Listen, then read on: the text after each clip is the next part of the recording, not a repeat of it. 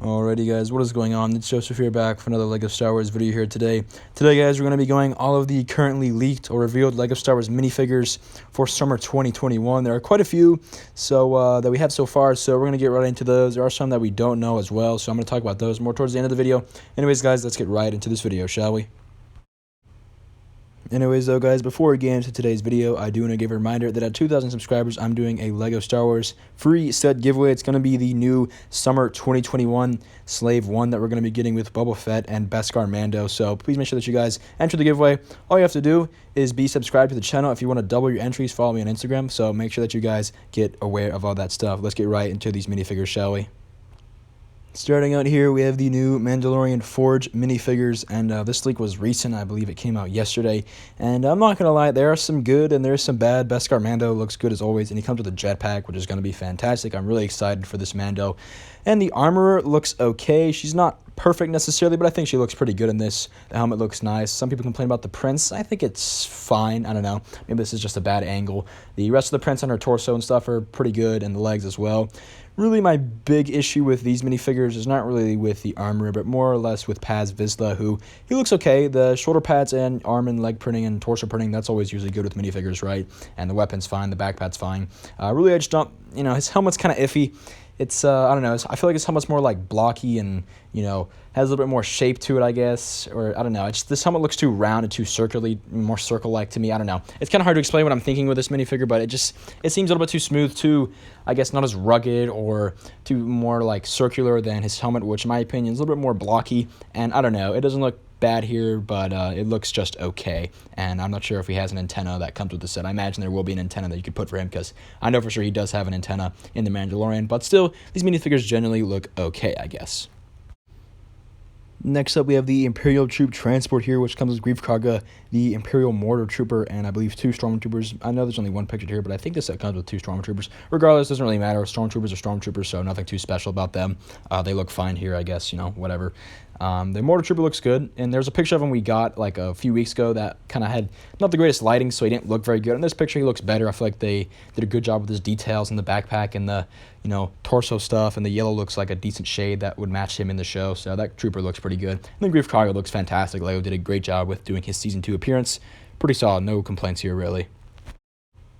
Next up, speaking of the Slave 1, that's going to be $50 this summer. We have the minifigures here. Again, Beskar Mando with his Beskar Spear, which I think this might be the only set we get him with a Beskar Spear. Maybe we get him in the Moff Gideon's set as well. But regardless, it's just Beskar Mando, nothing too special, but he does look pretty good. And then Mandalorian Boba Fett looks great. I think they really did a good job here. The printing and stuff on his arms and just his detailing looks great. They did a really good job with getting Old Man Boba. I love it. I really do.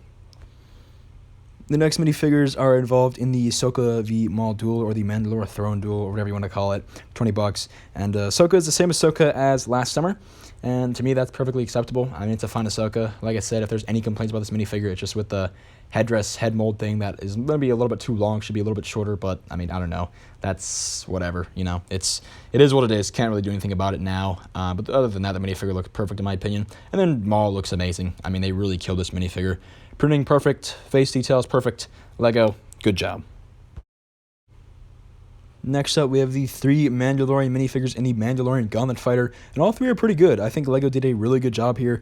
There were some complaints about Garth Saxon's horns and maybe face print a little bit earlier, and I feel like I was kind of part of that when I made my initial video rather about them. I was kind of iffy on the helmet of his, but honestly, it looks fine. I don't think there's anything really bad about it in particular. I think the helmet looks good. The printing's obviously fantastic, and Bo-Katan's pretty much a flawless minifigure, and the Mandalorian warrior there is not just some like kind of bummy or cheap and not exciting, just typical Mandalorian warrior. He has his own unique prints and detailing on his helmet, and that's really awesome by LEGO, and he looks great. So all 3 of these minifigures here are excellent. I really love them.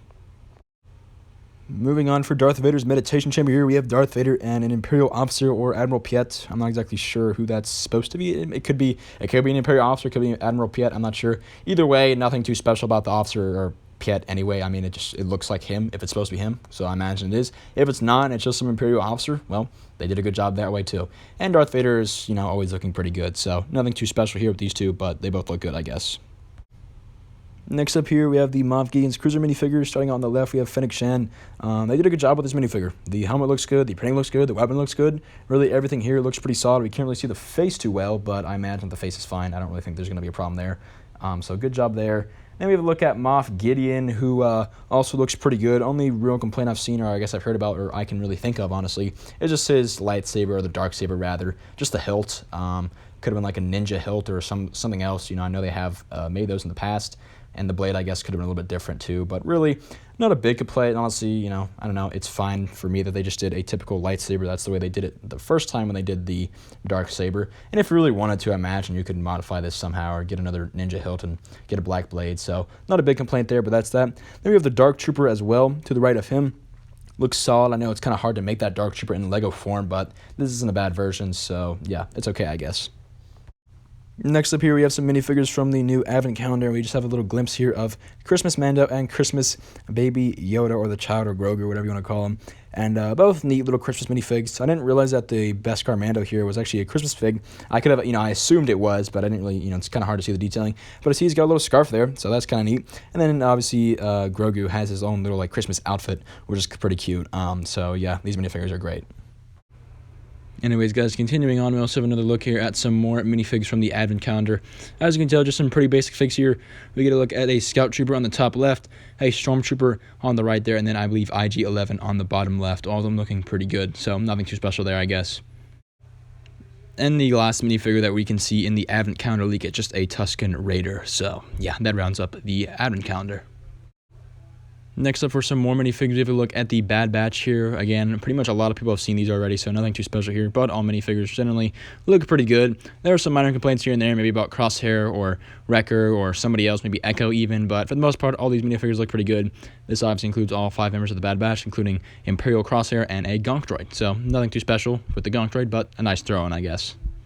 And as far as the new leaks for minifigures go, this is one here. It's just a look at old Boba Fett's face, and nothing too special about it. Just looks like kind of, like old Boba Fett or an old clone. So that's that. And then the other image we have here is just of Bo-Katan, where we get a better look at her torso prints and such, and the back prints as well. And obviously they look excellent. So great job there. And when it comes to stuff that we're still waiting on, we are still waiting for the mid-scale or midi-scale Imperial Star Destroyer, like gift with purchase.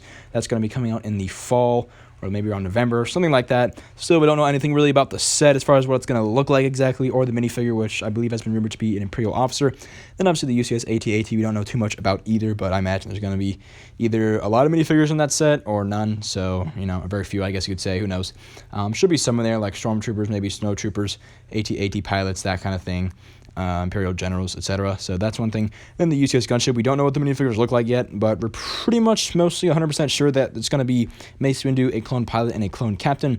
What they're going to look like, who knows? But yeah, those are the minifigures for that, but we still don't know exactly what they look like. But imagine we will get images or something, some sort of reveal soon. Again, we have LegoCon coming up, so that could certainly be a time. Anyways, though, guys, that's pretty much going to do it for today's video about the minifigs. A lot of great minifigs this summer. I'm not going to lie. 2021 did not start out the greatest as far as unique sets and minifigures go, but this summer it looks like it's going to be very amazing. So, great job, Lego. Most of these minifigures are excellent, and I'm very excited to be getting all of these guys. It's really going to be a lot of fun, guys. Please make sure to let me know down in the comments below what do you guys think of these minifigures. Let me know about how you guys feel about, I guess, Lego Star Wars and, the summer of 2021 in general. Please make sure that you guys like and subscribe, and I'll see you all next time.